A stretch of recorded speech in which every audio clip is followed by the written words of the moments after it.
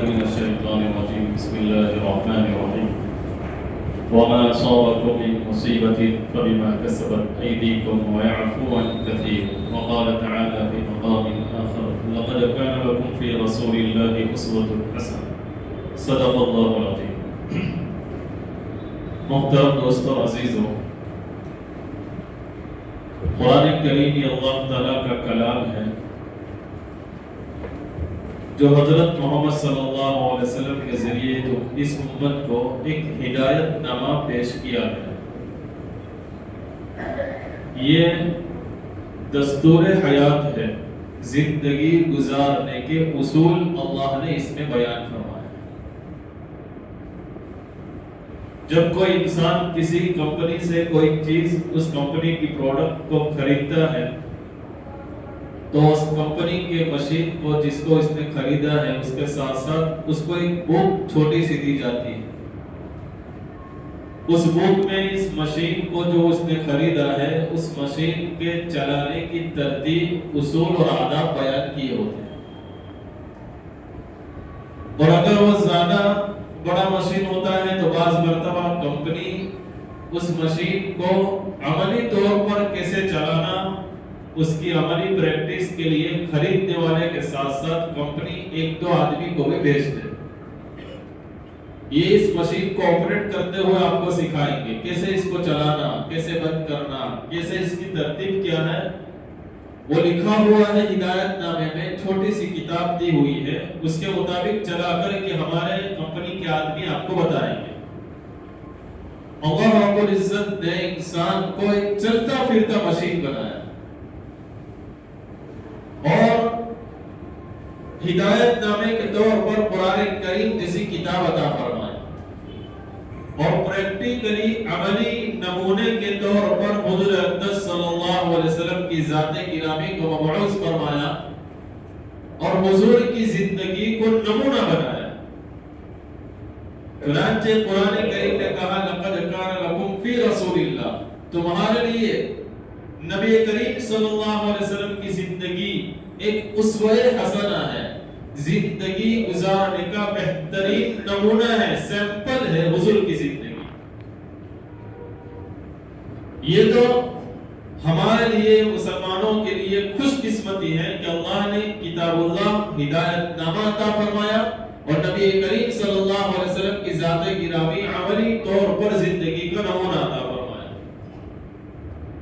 اسی قرآن کریم نے ایک موقع پر ایمان والوں کو فرمایا ما اصابکم من مصیبت فبما کسبت ایدیکم، کہ جو مصیبت ایمان والوں آپ پر آتی ہے، جو حالات اور آزمائش تم لوگوں پر آتے ہیں دنیا میں زندگی میں، وہ تمہارے بدعمالیوں کا ایک کرتوت ہے، اس کی نحوست ہے۔ قرآن کہہ رہا ہے ما اصابکم من مصیبت فبما کسبت ایدیکم، کہ کوئی مصیبت ایسی نہیں آتی بلکہ تمہاری کرتوتوں کی نحوست کی وجہ سے وہ مصیبت ڈالی جاتی ہے۔ پھر قرآن اللہ کریم ہے، رحیم ہے، غفور ہے، آگے فرماتے ہیں وَيَعْفُو عَنْ كَثِيرٍ، ہر غلطی اور خطا پر ہم پکڑ نہیں کرتے آپ کی۔ اگر خدا بندوں کی ہر خطا، ہر لغزش پر، ہر غلطی پر گرفت کر لے تو زندگی دشوار ہو جائے، بلکہ خدا کریم ہے، فرماتے ہیں وَيَعْفُو عَنْ كَثِيرٍ، یہ مصیبت تمہارے کرتوت کی بدلے میں آتی ہے لیکن وَيَعْفُو عَنْ كَثِيرٍ، بہت سے تمہاری خطا، بہت سے تمہاری بدعمالیاں اسے ہی معاف کر دیتا ہوں۔ چنانچہ ان حالات کے اندر خصوصاً ہمارے اس ملک کے اندر مسلمانوں کے خلاف جو سازشیں ہو رہی ہے، شریعت پر عمل کرنے کی جو پابندیاں حکومت کی طرف سے قوانین کے نام پر لائی جاتی ہے، وہ بھی میں سمجھتا ہوں ما اصابکم من مصیبت، یہ مصیبت بھی ہمارے بدعمالیوں کا نتیجہ ہے، یہ سزا کے طور پر ہے۔ کچھ باتیں میں نے گزشتہ جمعہ کو اشارے کے طور پر کی تھی، ہم اس کو تفصیل سے سمجھے کہ یہ جو قانون لایا جا رہا ہے اس قانون میں مسلمانوں کو شریعت سے باز رکھا جاتا ہے کہ شریعت پر عمل نہیں کرو کہ ہمارے اس لو اور اس قانون پر آپ کو عمل کرنا ہے۔ کیوں؟ کیونکہ مسلمانوں نے کرتوت ہی ایسے کیے۔ آپ گنے کہ جو قانون لایا جا رہا ہے اس میں کون متاثر ہوتا ہے؟ نکاح ہے، طلاق ہے، وراثت ہے، یہ باتیں متاثر ہوتی ہیں کہ اب نکاح حکومت کے قانون کے مطابق رجسٹر کرنے پڑیں گے، طلاق ہم کہیں کہ وہ ہوگی، وراثت ہم جیسا بتائیں گے ایسا کریں گے۔ آخر ایسا کیوں ہوا؟ انشاءاللہ وہ نوبت نہیں آئے گی، مسلمان اتنا غیور ہے کہ وہ نوبت نہیں آنے دے گا، لیکن آیا کیوں؟ ہم اپنے گریبان میں جھانکے، ہم نے اپنے نکاحوں کو شریعت کے مطابق کیا ہی نہیں، بلکہ علماء نے ریسرچ کیا، تحقیق کی باقاعدہ کہ مسلمانوں کا زیادہ تر پیسہ اور مال ضائع ہوتا ہے نکاح اور شادی کے موقع پر۔ جس شریعت نے ہمیں یہ ہدایت دی ہو، افضل النکاح ایسرہ مؤونۃ، اور کما قال علیہ الصلوۃ والسلام، سب سے زیادہ برکت والا نکاح وہ ہے جس میں سب سے کم خرچ ہو، جو شریعت اور سنت کے مطابق نکاح ہو، حضور کی ہدایت کے مطابق نکاح ہو، وہ برکت والا نکاح ہے، سب سے زیادہ برکت اس میں ہوگی۔ آج دیکھیے کہ ہمارے نکاحوں میں فضول خرچیاں کتنی، حالانکہ حضور کے چہیتے صحابہ جو جن کے بارے میں حضور نے یہ فرمایا اصحابی کالنجوم، میرے صحابہ ستاروں کے مانند ہے، پھر حضور فرماتے فبأیہم اقتدیتم اہتدیتم، کسی ایک صحابی کی پیروی کر لو، راہ راست کو پالو گے۔ اور وہ صحابہ جن صحابہ میں جذبہ ایمان یہ تھا کہ حضور کے حکم کی تکمیل کے لیے اپنی جان گوارا کرنے کے لیے تیار ہو جاتے تھے، حضور سے محبت یہ تھی کہ حضور کو تکلیف برداشت ہو یہ گوارا نہیں، چاہے ہماری جان چلی جائے، لیکن حضور کو تکلیف۔ ابو دجانہ رضی اللہ تعالیٰ عنہ کا واقعہ مشہور ہے، جنگ کے موقع پر دشمنوں کی طرف سے تیر آ رہے تھے، ابو دجانہ حضور کی حفاظت کے لیے آگے کھڑے ہو گئے کہ حضور کو تیر کا نشان نہ لگے اور حضور کو تیر کی خراش نہ پہنچے، حضور کو تکلیف نہ پہنچے، میں آگے کھڑا ہو جاتا ہوں، چاہے میرے سینے میں تیر کی بوچھار ہو، حضور کو تکلیف نہ ہو۔ اور اس پر یہ روایت میں ہے کہ حضور کی طرف پیٹ کر کے کھڑے تھے، دشمنوں کی طرف منہ کر کے کھڑے تھے کہ تیر آئے، حضور کو بچا لو، اپنی جان پر لے لو۔ پھر تھوڑی دیر میں خیال آیا کہ میری پیٹ حضور کی طرف ہوتی ہے، ایسے موقع پر بے ادبی برداشت نہیں ہے، نے چہرہ پھرا دیا، چاہے میرے پیٹ پر لگے، حضور کی بے ادبی جو ہے برداشت نہیں ہے۔ یہ جذبہ رکھنے والے صحابہ کی شادی اور نکاح کی زندگی اٹھا کر کے ہم پڑھے کہ جن کو حضور سے اتنی محبت تھی، اپنی جان دینے کے لیے گوارا، لیکن حضرت عبد الرحمن بن عوف رضی اللہ تعالیٰ عنہ کا مشہور روایت ہے کہ نکاح ہوا دوسرے دن حضور نے دیکھا کہ ان کے کپڑوں پر کچھ نشان ہے، کہا کہ یہ کیا؟ کہا کہ حضور نے نکاح کیا، یہ اس کی کچھ خوشبو استعمال کرتے تو اس کے دبے تھے۔ اللہ کے نبی علیہ السلام والسلام نے کیا فرمایا حضرت عبد الرحمن بن عوف رضی اللہ تعالیٰ عنہ کو؟ اولی وَلَوْ وِشَاكِ، عبد الرحمن ولیمہ کریو، چاہے ایک بکری ذبح کر کے۔ اس حدیث، اس روایت کو آپ غور کریں کہ حضرت عبد الرحمن ابن عوف کی پوزیشن کیا تھی، عشرہ مبشرہ میں سے ہے، حضور کے ساتھ کتنا گہرا تعلق تھا۔ بعض کتابوں میں لکھا ہے کہ حضور کے دور کی رشتہ داری بھی تھی۔ مالی پوزیشن کیا تھی کہ سب سے مالدار صحابہ کی فہرست میں ان کا نام آتا ہے، کوئی غریب تندرست نہیں تھے، کر سکتے تھے جو کرنا چاہتے تھے، لیکن اپنے نکاح میں حضور کو بھی دعوت نہیں دی، حضور کو بھی نہیں کہا۔ دوسرے دن حضور نے جب کپڑے پر دھبے دیکھے، اس دریافت کیا، اس سے پتا چلا، اور حضور نے شکایت بھی نہیں کی کہ مجھے کیوں نہیں بلایا۔ کہا کہ شریعت نے نکاح کو اتنا آسان کیا کہ غریب سے غریب بھی کر سکتا ہے، اس کے بوجھ کو برداشت کر سکتا ہے۔ ہم نے اس کو اتنا دشوار کر دیا کہ ہلدی نہ ہو تو نکاح نہیں ہوگا، اور اتنا کھانا نہ ہو تو نکاح نہ ہوگا، کھانے میں بھی اتنی ڈش اور اتنی ویرائٹی نہ ہو تو ہمارا سٹیٹس نہیں رہے گا۔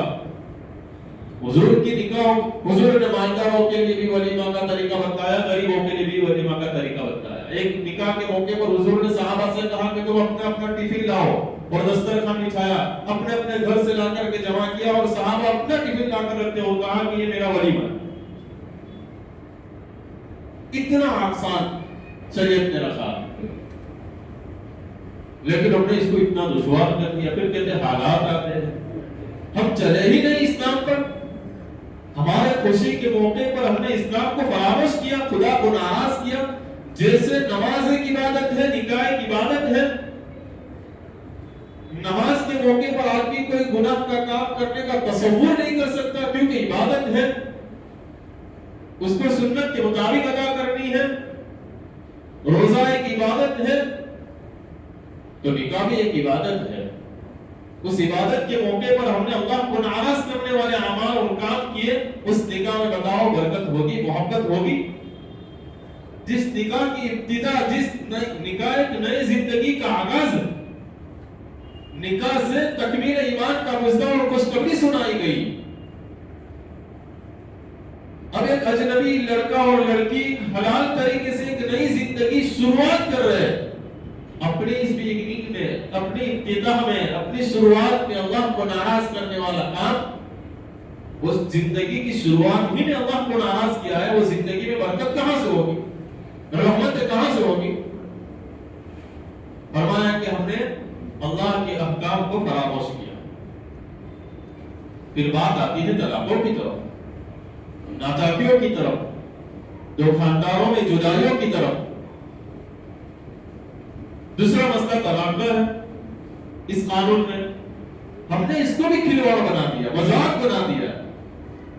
حالانکہ طلاق شریعت نے مباح قرار دیا ہے، اور اب غزل المباح اس کو کہا کہ اللہ نے جن چیزوں کو جائز اور مباح قرار دیا ہے اس میں سب سے زیادہ ناپسند اگر کوئی عمل ہے یہ، اور اس کو لاسٹ سٹیج پر رکھا. بالکل اشد، اب ضرورت ہی اس کی، اس کے علاوہ کوئی راستہ نہیں ہے. اس کے پہلے سٹیپ ہے. علماء نے لکھا ہے، آپ کو تعجب ہوگا کہ طلاق اور نکاح اور ازدواجی زندگی کے احکام قرآن اور حدیث میں اتنی تفصیل اور اتنے ڈیٹیل سے ہے کہ نماز اور روزے کی بھی احکام اتنے ڈیٹیل سے نہیں. قرآن کریم نے میاں بیوی کی زندگی کی شروعات ہوئی اور کچھ ناچاکی ہو گئی تو کیا کرے؟ فَإِذُوهُنَّ، قرآن کہہ رہا ہے. شوہر کو کہا کہ بھائی تو بڑا ہے، الرجال قوامون، عورتوں کا حاکم تجھے بنایا ہے، اس کو سمجھا لے. وہ نازک صنف ہے، اس کی ناراضگی وہ بھی محبت کی علامت ہے، اس کو سمجھا لے. فَإِذُوهُنَّ، پٹا لے لو، اس کو سمجھا لے، اس کو راضی کر لے. قرآن کہہ رہا، قرآن کہتا ہے کہ تیرے لاکھ سمجھانے سے اگر وہ نہیں سمجھتی تو وَاهْجُرُهُنَّ فِي الْمَضَاجِعِ، بستر تیرا اس کا الگ کر دے. علماء نے لکھا ہے کہ ایک ہی روم میں، روم بدلنا نہیں، ایک ہی کمرے میں عورت کو اپنے بستر سے الگ کر دے. سمجھانے کے باوجود، لاکھ سمجھانے کے باوجود شوہر کی اگر نہیں سمجھتی، دوسرا سٹیپ قرآن نے بیان کیا ہے. کسی ولی بزرگ عالم کی بات نہیں، قرآن نے بیان کیا ہے کہ دوسرا سٹیپ یہ ہے کہ اس کا بستر الگ کر دے اور اسی کمرے میں، تاکہ وہ تجھے دیکھے تو اس کو دیکھے. ایک ہی روم میں ہے پھر بھی الگ الگ سو رہے ہیں، اور کچھ بات دل میں آ جائے، دل نرم ہو جائے اور بستر پر آ جائے. لہذا کہا کہ الگ الگ روم میں ایک ہی کمرے میں. یہ سزا کے طور پر، تنبیہ کے طور پر اس کو کہا. پھر تیسرا سٹیپ کہا کہ تیسرا سٹیپ یہ ہے کہ تیرا سمجھانے سے سمجھ نہیں، تیرا بستر الگ کرنے سے وہ سمجھ نہیں رہی تو وَاضْرِبُوهُنَّ، قرآن کہہ رہا ہے کہ ہلکی مار، اس کو مار. مارنے کا لفظ قرآن نے استعمال کیا ہے، تصریح اس کی یہ بیان کی گئی کہ مارنے کا اس کے شرائط بیان کیے کہ اتنا نہیں مارنا ہے کہ ہڈی ٹوٹ جائے، سل پڑ جائے، چہرے پر نہیں مارنا. تو کیسا مارنا بھی کوئی بیان کیا، کہا کہ مسواک سے مارا جائے. بولو، یہ مارنا نہیں ہے، مارنا مقصود نہیں ہے. اس کے دل پر چوٹ لگانا مقصود کہ میرا شوہر مجھ پر ہاتھ اٹھاتا ہے، مسواک سے مارا. پھر علماء نے کہا کہ مارنا ایسا ہے کہ چادر کو موڑ دے اور چادر کو موڑ کر چادر سے مار، اس سے مارنا مقصود. لوگ اس پر بھی اعتراض کرتا ہے کہ قرآن یہ کہہ رہا ہے کہ مارنے کا یہ مطلب ہے، اس کے اصول بنتا ہے کہ سل نہ پڑے، ہڈی نہ ٹوٹے. تو کیسے مارنا ہے؟ مسواک سے مار اور چادر کے کونے سے مار. یہ تیسرا سٹیپ بتایا قرآن نے. فرمایا کہ پھر بھی نہیں سدھرتی، پھر بھی مانتی نہیں، پھر بھی بنتی نہیں میاں بیوی میں. یہ 3 سٹیپ استعمال کرنے کے باوجود قرآن آگے کہہ رہا ہے کہ ایک مرد کی طرف سے ایک عورت کی طرف سے فَأَصْلِحُوا بَيْنَهُمَا، صلح کرانے والے 2 ذمہ دار قسم کے دونوں کے خاندان سے نیک نیتی سے صلح کی نیتی سے بات کر رہا ہے، سمجھایا دونوں کو. دیکھ بیٹا سسرال کے اندر تو تھوڑا بہت برداشت کرنا پڑے گا. لڑکی کو لڑکی والے نے سمجھایا، لڑکے کو یہ کہے کو ٹیڑھی پستی سے شریعت نے اس کو کہا ہے کہ ٹیڑھی پستی سے پیدا ہوئی، اس کی بہت سی بھولوں کو غلطیوں کو برداشت کر لے، اسی میں اس کی خوبی ہے. لڑکی کو والد کو کہا کہ اس کو سمجھایا کہ شریعت نے حق بتلایا ہے کہ اگر اللہ کے علاوہ کسی کو سجدہ کرنے کی اجازت ہوتی تو عورت کو اللہ حکم دیتا کہ شوہر کو سجدہ کر. اتنا بڑا حق ہے، سمجھ کر سمجھانے والے سمجھائے، سمجھدار لوگ. وَإِن خِفْتُمْ شِقَاقَ بَيْنِهِمَا فَابْعَثُوا حَكَمًا مِنْ أَهْلِهِ